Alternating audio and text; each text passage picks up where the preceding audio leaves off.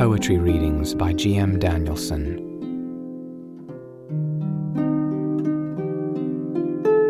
Ode to a Nightingale by John Keats.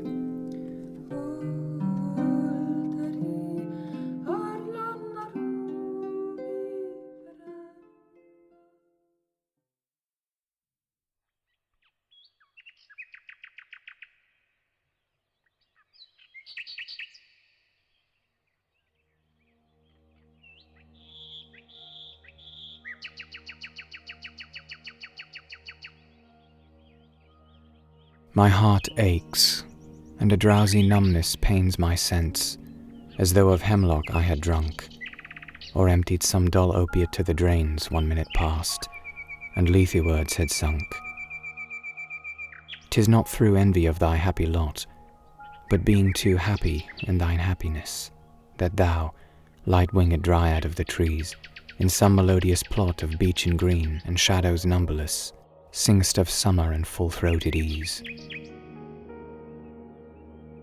Oh, for a draught of vintage that hath been cooled a long age in the deep-delved earth, tasting of flora and the country green, dance and Provençal song, and sunburnt mirth. Oh, for a beaker of the warm south, full of the true, the blushful hippocrene, with beaded bubbles winking at the brim and purple-stained mouth, that I might drink and leave the world unseen, and with thee fade away into the forest dim. Fade far away, dissolve, and quite forget what thou amongst the leaves hast never known.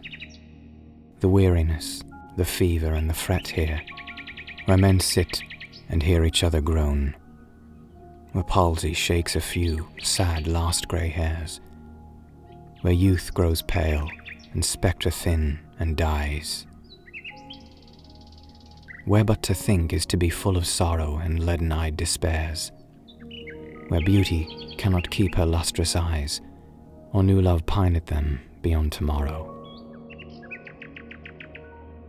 Away, away, for I will fly to thee, not charioted by Bacchus and his pards, but on the viewless wings of poesy, through the dull brain perplexes and retards.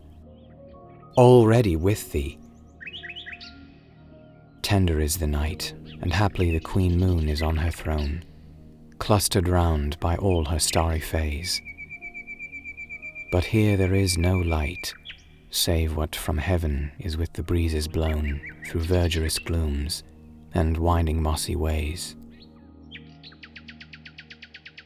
I cannot see what flowers are at my feet, nor what soft incense hangs upon the boughs, but in embalmed darkness guess each sweet wherewith the seasonable month endows the grass, the thicket, and the fruit tree wild. White hawthorn and pastoral eglantine, fast-fading violets covered up in the leaves, and mid-May's eldest child, the coming musk-rose, full of dewy wine, the murmurous haunt of flies on summer eves. Darkling I listen, and for many a time I have been half in love with easeful death, called him soft names in many a mused rhyme, to take into the air my quiet breath. Now more than ever it seems rich to die, to cease upon the midnight with no pain, while thou art pouring forth thy soul abroad in such an ecstasy. Still wouldst thou sing, and I have ears in vain, to thy high requiem become a sod.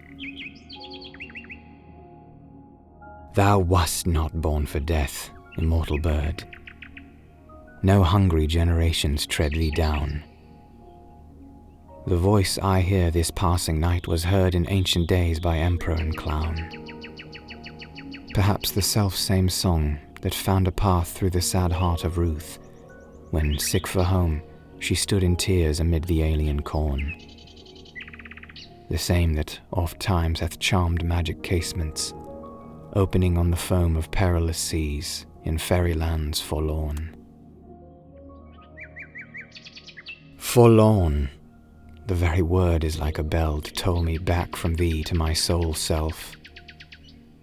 Adieu! The fancy cannot cheat so well as she is fain to do, deceiving elf. Adieu! Adieu! Thy plaintive anthem fades past the near meadows, over the still stream, up the hillside. And now 'tis buried deep in the next valley glades.